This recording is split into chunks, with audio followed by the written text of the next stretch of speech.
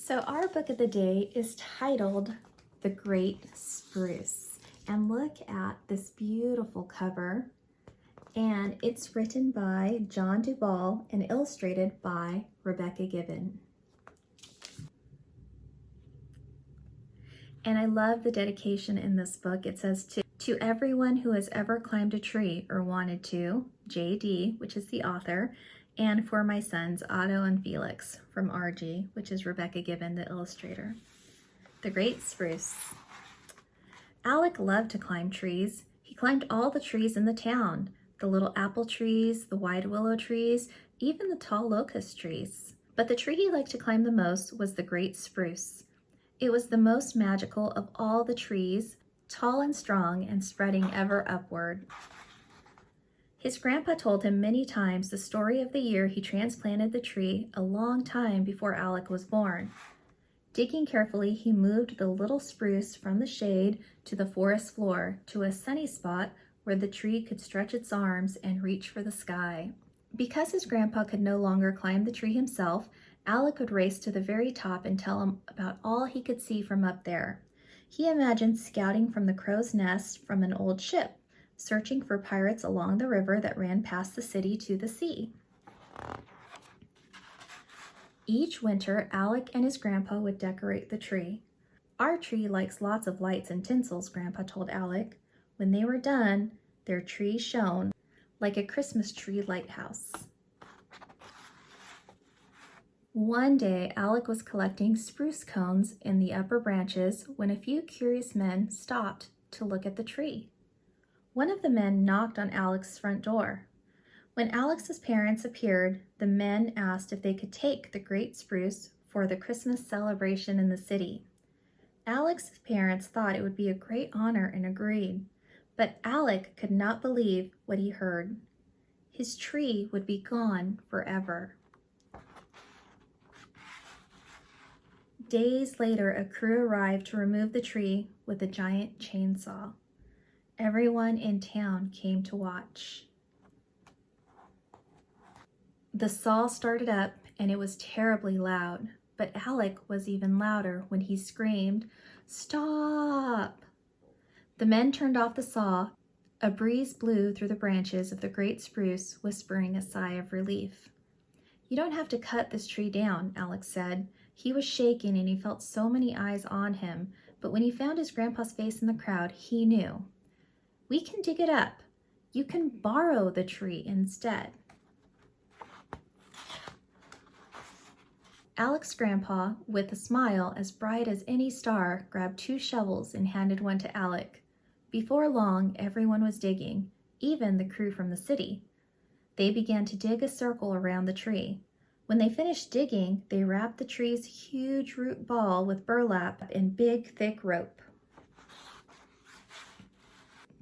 The city sent a tugboat with a mighty crane to lift the tree from the earth and hoist it onto the boat. The crew asked Alec if he would like to join them on the voyage down the river to the city. "Can my grandpa come too?" Alec asked.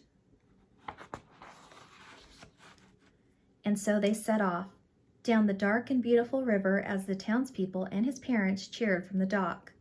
Alec held his grandpa's hand as they sat, bundled up and excited along the Great Spruce. When the tugboat pulled up to the city dock, the crane placed the tree in the bed of a giant sleigh, which was waiting with a team of horses to take the Great Spruce on the last leg of its journey. Up close, the city smelled like smoke and wind blew through the tall buildings.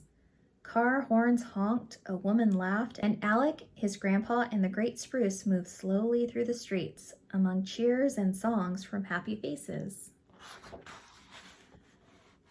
They arrived at the city square, and a team of men and women helped move the Great Spruce into a special place at the center of the square.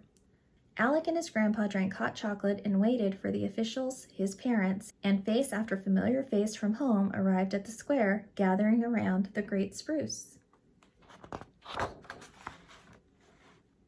Finally, an official, tall and dressed in a fancy suit, announced to all gathered, "This is our friend Alec, who is lending us his tree for the holiday. Please help me thank him," as he throws the switch. The crowd cried out in joy at the sight of the magnificent spruce and its many colored lights. It smelled like Christmas, and the hush fell over the city just for a minute. Suddenly, a young girl atop her father's shoulder shouted, "It's the most wonderful tree in the world. Can it stay here forever?" "We're just visiting," said Alec, "but here, take this cone. It has seeds inside. Plant them in good soil with lots of light, and don't forget to water them." After the holidays, the great spruce returned home to the earth. Alec gave it plenty of water, and by the spring, the big tree had grown even taller.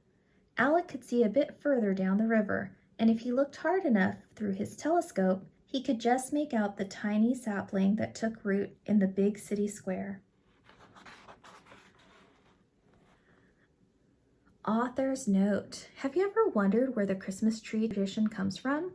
It is said that a preacher started the tradition a very long time ago in the 1500s. He was walking home one winter night when he saw stars twinkling between the evergreens.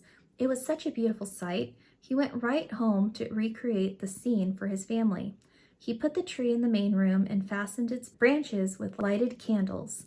His family agreed it was beautiful. In an effort to bring some of that same beauty and cheer during the Great Depression, construction workers placed a freshly cut 20-foot balsam tree in New York City's Rockefeller Center, decorating it with tin cans and garlands. The tradition continued annually until almost 10 years later, when the center decided for the first time to bring in 3 living trees. The tallest measured 50 feet. After the holiday, the live spruce trees were replanted on the Long Island estates where they came from. And for the next few years, the center continued to celebrate with living trees. But the tradition changed again, likely because it costs more money and it takes more work to dig and move a tree than it does to cut one down. The center returned to installing cut trees. But just imagine if the very first tree used to celebrate Christmas at Rockefeller Center in 1931 had been dug and replanted, it might still be alive today. For a long time now, I've been moving live trees and watching them grow beautifully for years. I work to keep trees alive every chance I get. There is no need to cut down a tree for people to enjoy it.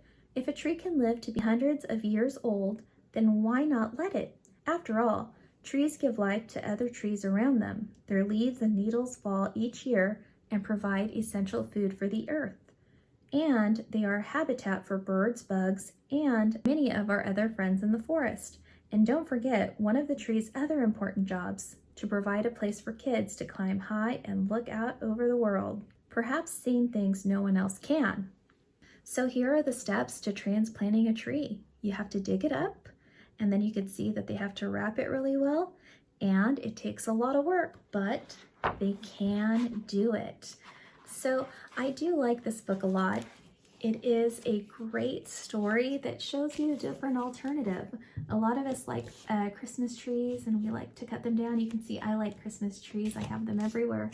But sometimes you got to think about where they come from. So interesting story, and that's it. We'll talk to you later. Bye.